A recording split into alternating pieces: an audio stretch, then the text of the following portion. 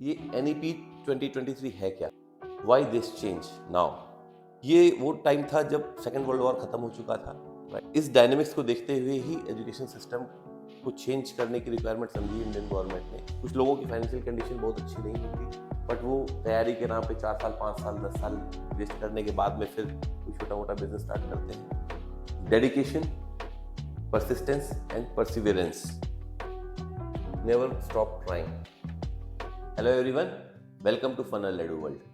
आज हम बात करने जा रहे हैं एक बहुत ही सीरियस टॉपिक पे, जो कि है अनएम्प्लॉयमेंट। इस प्रॉब्लम से लगभग हर देश जूझ रहा है और यही वजह है आज की डेट में हम देखेंगे काफ़ी कंट्रीज आपस में वॉर्स में इंडल्ज हो रही हैं, राइट?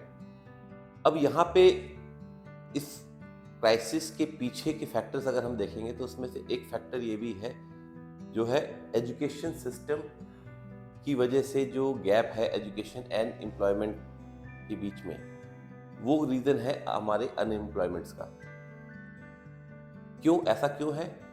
कारण ये है कि जॉब और जो बिजनेस डायनेमिक्स हैं, वर्ल्ड की जो रिक्वायरमेंट है, वो जिस तरह चेंज हो रही है उस तरीके से हमारी एजुकेशन इवॉल्व नहीं हुई, राइट?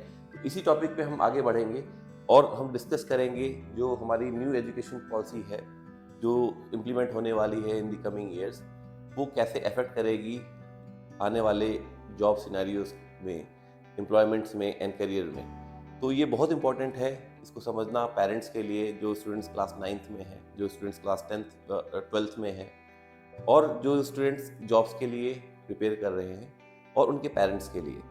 तो बने रहिए, बढ़ते हैं आगे। तो सबसे पहले समझते हैं ये NEP 2023 है क्या? NEP stands for new education policy, right? तो इससे पहले जो स्ट्रक्चर होता था नॉर्मली, वो होता था प्री स्कूलिंग, राइट? फिर प्राइमरी क्लास का जो 1 to 5 होता था, उसके ऊपर होता था 6 to 10 जो कि सेकेंडरी क्लास होते थे, और 10+2 होता था सीनियर सेकेंडरी, राइट? इसको चेंज करके नीचे तक अप टू 8 तो लगभग वही है, राइट? जस्ट इसमें कुछ चेंजेस हुए हैं कि कुछ किन किन क्लासेस में एग्जाम्स नहीं होंगे, किन किन क्लासेस में एग्जाम्स होंगे, बट जो मेजर चेंज है वो 9th ऑनवर्ड्स है। 9th एंड 10th को 10+2 की कैटेगरी में डाल के इसको सेकेंडरी स्कूल कंबाइन करके कर दिया गया है, राइट? इंपॉर्टेंट ये है कि ऐसा क्यों किया गया, वाई दिस चेंज नाउ? इसको समझने के लिए हमें थोड़ा टाइमलाइन में पीछे जाना पड़ेगा, करीब 300 साल। तो वहाँ देखना पड़ेगा एजुकेशन सिस्टम कैसे इवॉल्व हुई थी और आज की डेट में ये क्यों चेंज जेन्युइन है, राइट? तो हम देखते हैं टोटल अभी तक 4 इंडस्ट्रियल रेवोल्यूशंस हो चुके हैं। फर्स्ट इंडस्ट्रियल रेवोल्यूशन वाज 1.0, जो कि लगभग 1760 के आसपास हुआ था, और उस समय फोकस था स्टीम इंजीनियरिंग पे, बिकॉज उस समय ऑटोमोबाइल्स के लिए पावर चाहिए थी। तो वो दौर था जब स्टीम इंजीनियरिंग पे बहुत ज़्यादा रिसर्च एंड स्कोप था।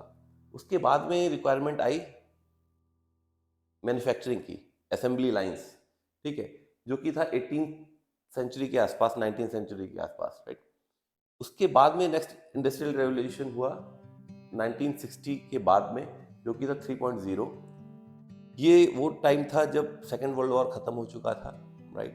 कंट्रीज वापस से अपनी अर्थव्यवस्था को और सब चीज़ों को ठीक करने में लगी हुई थी। उस समय जो प्राइम फोकस था वो था computing, internet and nuclear energy, because उस वर्ल्ड वॉर के बाद में सभी कंट्रीज को अपनी सुप्रीमेसी दिखाने के लिए इन 3 चीज़ों की बहुत ज़्यादा ज़रूरत थी। ये टाइम था जब हमारा एजुकेशन सिस्टम इवॉल्व होते होते जो इंजीनियरिंग और जॉब्स हम लोग स्टडीज़ करते थे नॉर्मली बीटेक स्टूडेंट्स के लिए, वो कोर सब्जेक्ट्स होते थे electrical, mechanical, IT, computers, right, civil. But ये चला आपका 2010 तक। उसके बाद जो दौर आया इंडस्ट्रियल रिवोल्यूशन 4.0, ये पूरा गेम चेंजर है, राइट? इसके बाद में यहाँ से चीज़ें बहुत ज़्यादा स्पेशलाइज्ड होने लगी।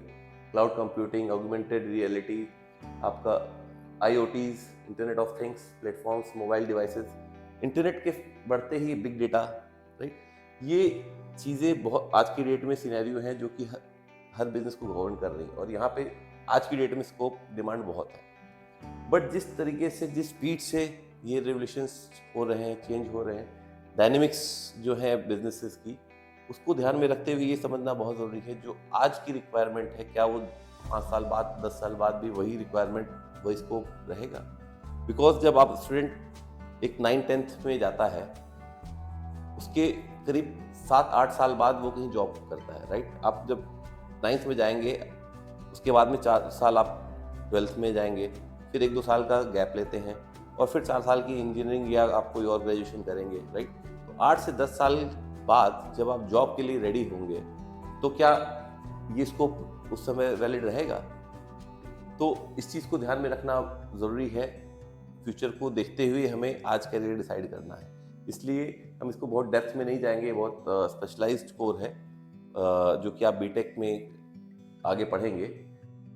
ये मैप में आप देख सकते हैं जो टॉप 50 कंपनीज हैं वर्ल्ड वाइड, राइट। किस कंट्री की कौन सी कंपनी है, उनका रेवेन्यू कितना है, ये जस्ट दिखाने के लिए है कि कौन सी कंट्रीज में क्या स्कोप ज़्यादा है, क्यों वो ज़्यादा है, राइट।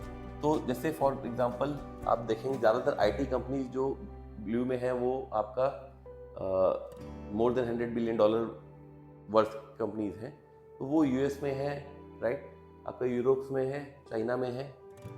देन उसके बाद में रेड में आपका लेस देन $10 बिलियन आती हैं, $10 to $15 बिलियन, जिसमें आपका टीसीएस है इंडिया से, राइट। इस तरह आप देख सकते हैं किस तरह किस कंट्रीज में क्या जॉब है। बट मेनली अगर आप देखेंगे वर्ल्ड वाइड जॉब्स जो होती हैं, R&D में यूएस एंड यूरोप सबसे आगे है, मैन्युफैक्चरिंग में चाइना, बैंकिंग में सिंगापुर एंड हांगकांग, मशीनरी में चाइना एंड कोरिया। जैसे आप देखेंगे जितनी भी हैवी मशीनरीज होती हैं, इक्विपमेंट्स कंस्ट्रक्शन की, वो कोरियन या चाइनीज होती हैं। हाई हुंडई, सैमसंग, ये 2 कंपनीज हैं जो बहुत मेजर प्लेयर्स हैं। आईटी सर्विसेज में सबसे आगे इंडिया एंड यूएस है।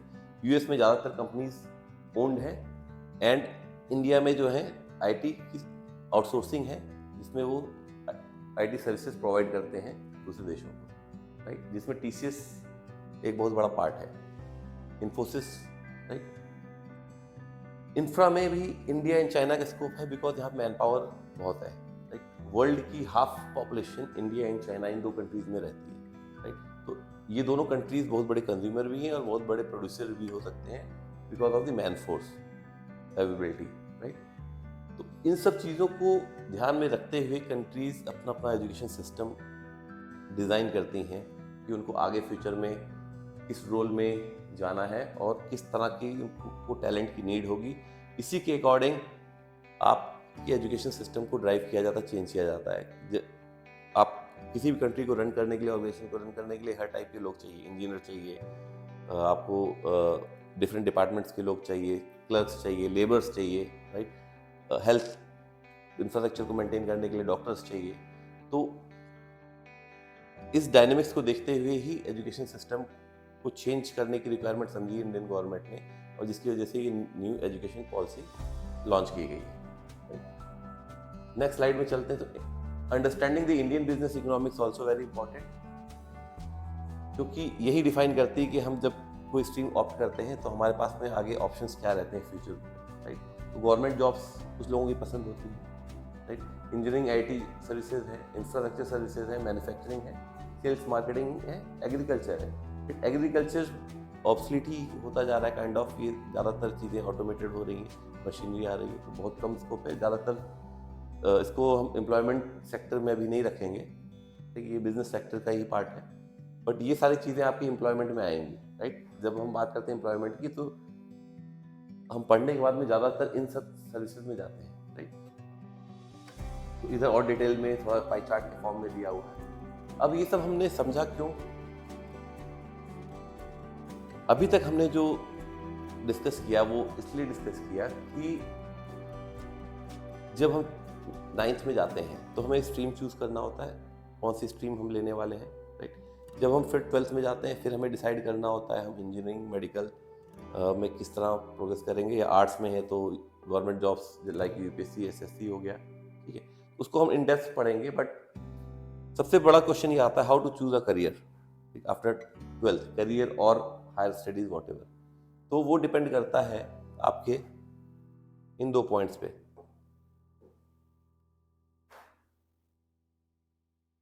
Financial condition of your family, your strength. देखिए, आपको ये ध्यान देना है कि सीट्स, हर चीज अभी एम्प्लॉयमेंट कॉम्पिटिटिव है एंड सीट्स लिमिटेड है।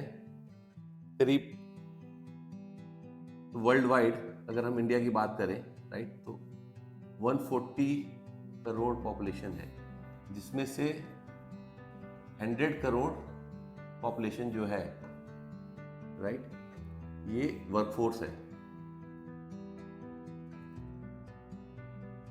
इसमें से अगर बच्चों और बूढ़ों को निकाल दिया गया, जो वर्किंग फोर्स है वो अभी और आने वाले टाइम में अगर अबव 14 हम देखते हैं तो मोर देन 100 करोड़ लोग हैं। इन सब के लिए एम्प्लॉयमेंट दे पाना, जॉब्स दे पाना किसी भी गवर्नमेंट के लिए बहुत मुश्किल होने वाला है, राइट।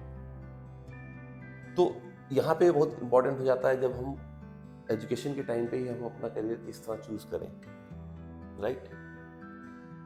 तो आपके पास ऑप्शंस क्या रहते हैं? कुछ लोगों की फाइनेंशियल कंडीशन बहुत अच्छी नहीं होती, बट वो तैयारी के नाम पे 4 साल 5 साल 10 साल वेस्ट करने के बाद में फिर कुछ छोटा मोटा बिजनेस स्टार्ट करते हैं। तो वो टाइम वेस्ट नहीं करना है, हमें अपनी स्ट्रेंथ देखनी है, अपनी फाइनेंशियल कंडीशन देखनी है। हम उसकी रेंज में हैं, हम उतनी मेहनत करने को तैयार हैं, तो हम उस कॉम्पिटिशन को बीट करने के लिए तैयार हैं, तभी हमें उसके लिए करियर ऑप्ट करना चाहिए। अदरवाइज ये सारे कोचिंग इंस्टीट्यूट्स आपको आईएएस के वीडियोस दिखा के, आपको इंजीनियर्स के, साइंटिस्ट के मार्केटिंग कर करके आप पैसा और टाइम दोनों वेस्ट करेंगे, राइट। तो आपको अपनी स्ट्रेंथ, मैं ये नहीं कह रहा आप अपना एम चेंज कर दीजिए, बट आपको अपने आप को पहचानना है और अपनी कंडीशन देखनी है, राइट। तो इसी के साथ थोड़ा आगे बढ़ते हैं। आपके पास ऑप्शन रह जाता है हायर स्टडीज का। ज़्यादातर जो मेजॉरिटी ऑफ द स्टूडेंट्स हैं, इंजीनियरिंग, मेडिकल, फाइनेंस, ये 3 कैटेगरीज आती हैं, राइट। डिफेंस का एक ऑप्शन है, डिफेंस ज्वाइन करना है ऑफिसर्स के लिए, तो ऑफिसर बनने के लिए तो आपको एनडीए दे सकते हैं। एसएससी सीएचएसएल का एग्ज़ाम होता है, जिसमें आप 12th के बाद में गवर्नमेंट जॉब्स में जा सकते हैं, क्लर्क्स, टेक्निकल असिस्टेंट्स वगैरह के लिए। एंड लास्ट है प्राइवेट जॉब्स, जिसमें आपका सेल्स, मार्केटिंग या बिजनेस आप कर सकते हैं। ये आफ्टर 12th है, राइट। तो इसके बाद में स्टेज 2 में आता है हमारा हायर स्टडीज। हायर स्टडीज में टाइम फ्रेम देखिए, सबको पता है कि क्या क्या ऑप्शंस हैं। आपको इंजीनियरिंग में बीटेक एमटेक है, मेडिकल में एमबीबीएस एमडी है, लॉ में बीए एमए एलएलबी है, राइट। कॉमर्स में बीकॉम एमकॉम सीए है, फाइनेंशियल बैंकिंग सेक्टर्स है, राइट। ये सब चीज़ें आपको सबको पता है। सबसे इंपॉर्टेंट जो है इसमें वो है ये टाइमलाइन, टाइम फ्रेम, राइट। ये इतने टाइम का तो ये आपका कोर्स है, 4+2, 5.5+2, 3+2, सो मोर और लेस 5 से 6 साल आपके हायर स्टडीज में जाएंगे, प्लस 1 साल 2 साल 3 साल depending on your strength and competitive readiness. आपका 2 इयर्स का ऑन एन एवरेज प्रिपरेशन होता है, राइट। 2 इयर्स और ये इयर्स, और ये आपका education, further higher education, right. तो 6 से 8 साल आपके और जाएंगे आफ्टर +10+2। उसके बाद भी जॉब की कोई गारंटी नहीं है, राइट। तो ऐसे सिनेरियो में क्या करें? आपको इंश्योर होना है कि आप जो ऑप्शन ले रहे हैं उसमें आप फिट बैठते हैं, आपको उसमें इंटरेस्ट है। आप किसी वीडियो को देखकर या किसी को आइडल मानकर जस्ट आप बैठ जाएं, उससे आप वो एम अचीव नहीं कर सकते। आपको मोटिवेशन, इंस्पिरेशन, लाइकिंग के साथ में आपको टाइम, कॉस्ट एंड अपनी स्ट्रेंथ, जो ऑप्शन आप चूज कर रहे हैं उसके लिए ध्यान देना है, राइट। तो ये सब चीज़ें आप जानते हैं, इसमें मैं टाइम वेस्ट नहीं करूंगा ज़्यादा। ये जस्ट इंपॉर्टेंस मैं आपको ये बताने वाला था कि जो आपका पैसे के अलावा जो टाइम इन्वेस्ट होता है उस पर हम ध्यान नहीं देते। हम जस्ट देखते हैं ये कोर्स एक 4,000 का मिल रहा है, इसको खरीद लेते हैं, ये कोर्स 2,000 में मिल रहा है, इसको खरीद लेते हैं और लगे रहते हैं 2 साल 4 साल पकड़ के तैयारी करने में, राइट। ये टाइम फ्रेम आपको बहुत ध्यान देना है। टाइम इज मनी, आपको टाइम नहीं वेस्ट करना है। जो चीज़ करिए डेडिकेटेडली करिए, ठीक। अदरवाइज आपका जिसमें इंटरेस्ट है उसको करिए। Career options after higher studies, right. आपने हायर स्टडीज ऑप्ट कर ली, सपोज करिए इंजीनियरिंग, मेडिकल जो भी है, तो मेनली आर्ट साइड्स वाले बच्चे, बीए बीएससी वाले बच्चे यूपीएससी या टीचिंग जॉब्स में चले जाते हैं। डिफेंस सेक्टर है, एसएससी सीजीएल है, इंजीनियरिंग एंड मेडिकल है, एंड अदर प्राइवेट जॉब्स। ये आपके पास ऑप्शंस बचते हैं आफ्टर डूइंग दिस ग्रेजुएशन। इसमें भी अगर आप देखेंगे जो सबसे मेन इंपॉर्टेंट शीट है वो नेक्स्ट है, राइट। तो ये शीट देखते हैं, ये आपके पास ऑप्शंस होते हैं। Engineering, medical, NDA, SSC, MTS, GD, SSC, CHSL, SSC, CGL, CDS and UPSC civil service.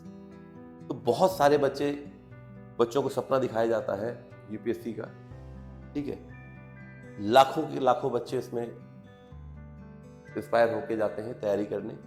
Almost आपके जो कंपटीशन होता है, जो बच्चे हर साल यूपीएससी देते हैं, वो होते हैं 5 से 6 लाख, कभी कभी वो 8 लाख तक पहुंच जाता है फिर। और उसमें सेलेक्ट होते हैं सिर्फ 800, 900, 1000 इंक्लूडिंग ऑल पोजीशंस, जिसमें आपका आईएएस में आईएएस है, आईपीएस है, right, and different other positions. फिर एनडीए में भी आप देखेंगे।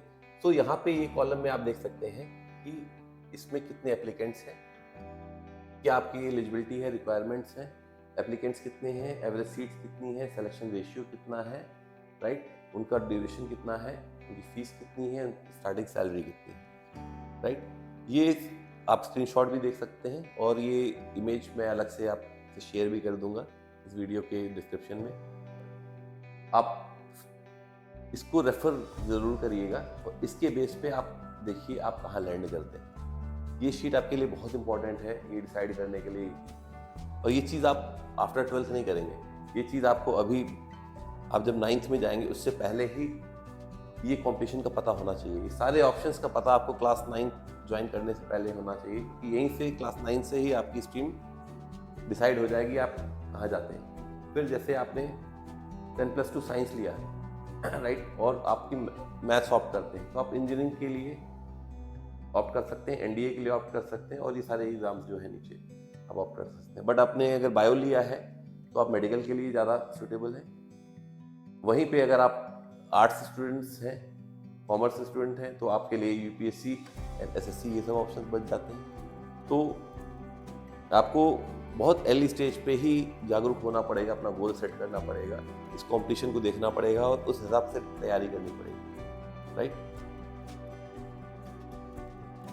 इस पूरी जर्नी में आपकी school education, college education and वहाँ से फिर आपकी जो करियर की स्टार्ट है, और करियर जो कंटिन्यू करेंगे आप, उसके बीच में आपको काफ़ी सारे सक्सेस एंड फेलियर्स का सामना करना पड़ेगा।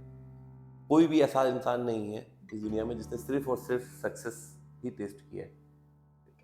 जो पॉइंट है, जो टेक अवे पॉइंट है इससे, आपको फेलियर्स से घबराना नहीं है, उनसे भागना नहीं है, उनको एक्सेप्ट करना है और अच्छी तैयारी के साथ में दोबारा रीअटेम्प्ट करना है।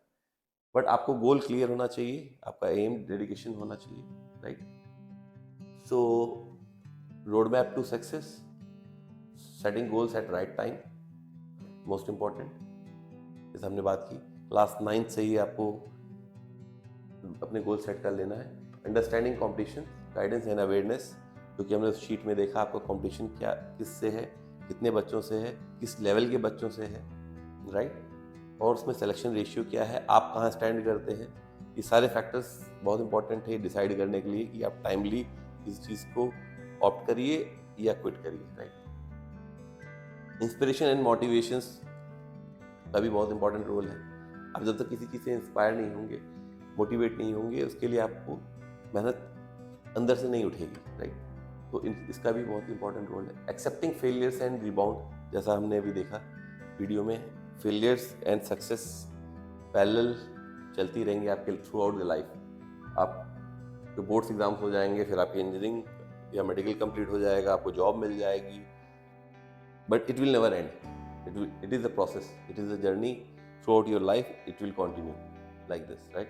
तो उससे घबराना नहीं है, बट अपनी मेहनत कम नहीं करनी, अवेयरनेस रखनी है दुनिया में क्या हो रहा है, आपके साथ क्या हो रहा है, सोसाइटी में क्या हो रहा है, राइट।